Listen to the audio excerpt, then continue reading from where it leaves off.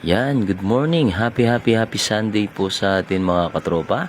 For today's video, ito nga, nakapagluto nga tayo ng biyandang lutong Kapampangan dish. Yan mga katropa. Kung alam nyo yan mga katropa, dito yan pinakasikat, dito yan sa Pampanga. Lalong-lalo na sa Arayat, Pampanga mga katropa. Biyanda, yan, pwedeng ulam at pampulutan mga katropa.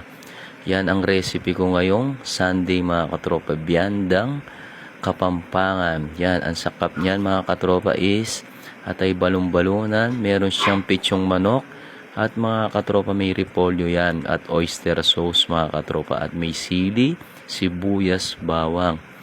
Yan, tingnan mo naman mga katropa, paano sulit na sulit at swak sa budget nyo yan mga katropa, lalong-lalo na pag niluluto nyo yan, biyandang Kapampangan mga katropa.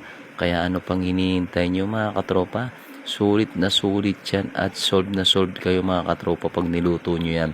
At pag natikman nyo yan mga katropa, lalo na sa mga hindi pa nakakakain nitong biyandang Kapampangan. Solid yan mga katropa. Tingnan mo naman. Yan mga katropa. At syempre mga katropa, hindi mawawala yung partner sa biyanda. At nagluto tayo ng fried chicken mga katropa. Kaya sa lahat ng hindi pa po kumakain, hanggang dito na lang. Thanks for watching. Ingat kayo and God bless. Bye!